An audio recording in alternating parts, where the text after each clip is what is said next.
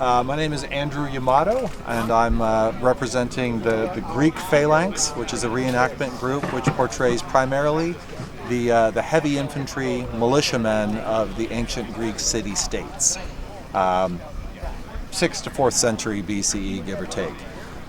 Generally speaking, Greece was not a nation in antiquity. It wasn't really until the 19th century, but it was a collection of over 1,000 small city-states. These are Athens, Sparta, Thebes. Those are some of the big ones, but there are 1,000 of them, and they're all coexisting with each other. They all share a language, they share a religion, they share a culture. They share sort of a suspicion and contempt of outsiders. Our word barbarian comes from Greek barbaroi, which means the people that say baba, in other words, the people that don't speak Greek. So a bit xenophobic, which is another Greek word. But mostly these city-states coexisted. They did war against each other with some regularity. I think that these wars are relatively low intensity. They are conflicts over maybe land disputes. There could be matters of honor. I don't think they needed much excuse to fight a small war between two small city-states. You might be talking about just a couple thousand guys involved.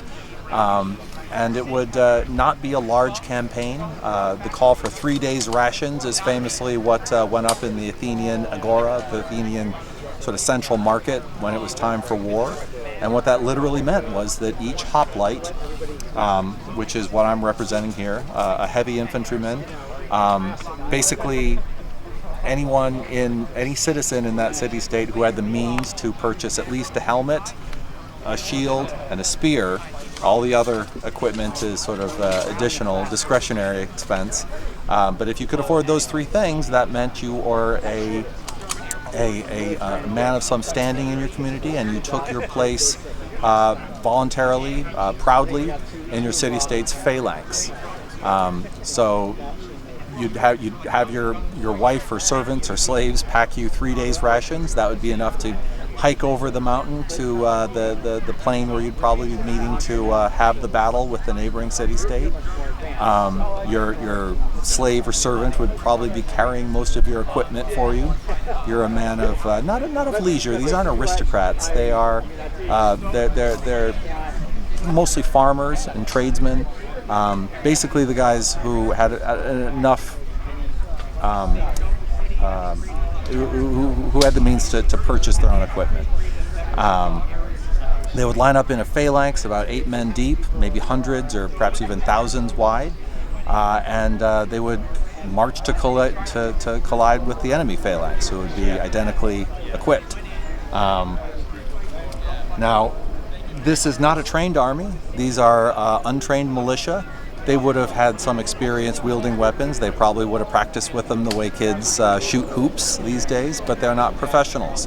And phalanx warfare is a type of battle that doesn't require much expertise. It doesn't require that you be particularly skillful. It just requires that you hold your nerve and hold your place in line. And chances are you're going to, because first of all, you have no choice. You're packed in a dense shield wall. There's nowhere to run. And even if you could, you probably don't want to, because you are surrounded by your entire community. The call-up age for a hoplite in most of these polis is 18 to 60. So you're very conceivably fighting with your son beside you, with your father beside you, certainly everyone in your community. So you're not going to want to run. You're going to face the enemy. It's probably going to be a sharp but short battle. I think it's very exhausting to fight in this stuff. It's terrifying, and one side sooner or later, and I think sooner, is going to break. They're going to flee the battlefield.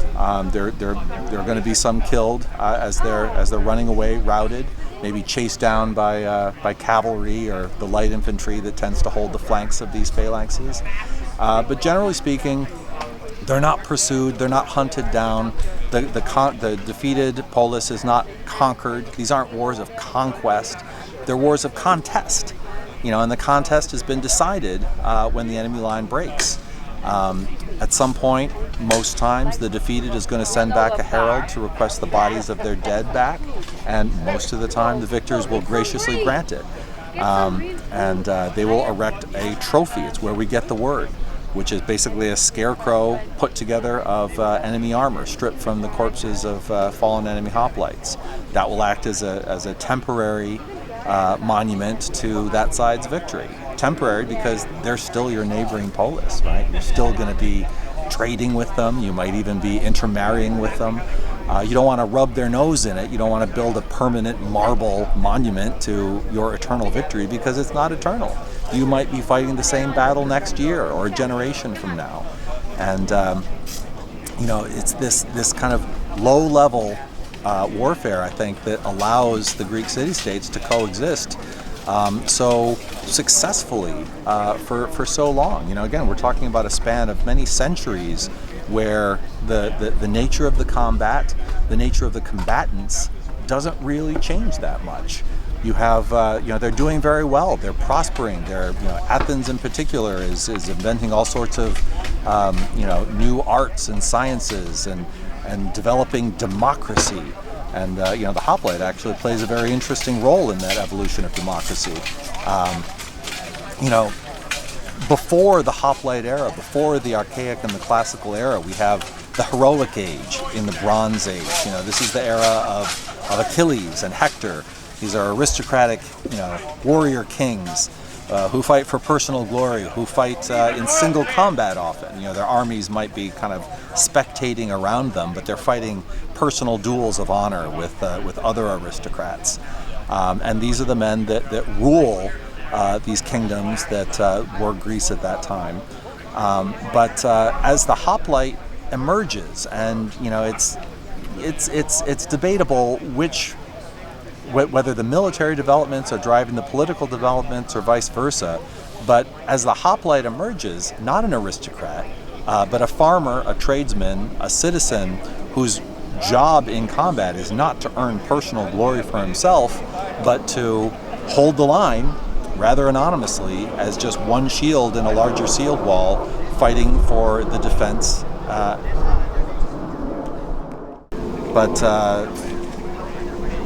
So I was talking about the Homeric warrior kings and how they fought for personal glory. The hoplites were different. They were fighting not for personal glory, not in individual combat, but very much as part of a larger, more disciplined whole, fighting for the safety and glory of their city-state rather than themselves. And as this hoplite class of sort of middle class, they call them middling class, but a middle class between the poor and the slaves and between the aristocrats, this hoplite class of farmers and artisans begins to appreciate that they are the ones bearing the burden of defending their polis, and they should they start to demand a measure of political power and representation to reflect that. So a very strong case can be made, and has been made for some time, that the emergence of the hoplite class is a key element in the development of democracy in Athens and later other city-states. Again, it's debatable whether or not it's a chicken or egg sort of thing between the hoplite class and democracy, but there is a connection, and I think it's a very fascinating one, especially as Americans whose own history is founded in a mythology of militiamen, relatively untrained citizens fighting for their freedom. That is very much the story of the hoplites in classical Greece. Thank you.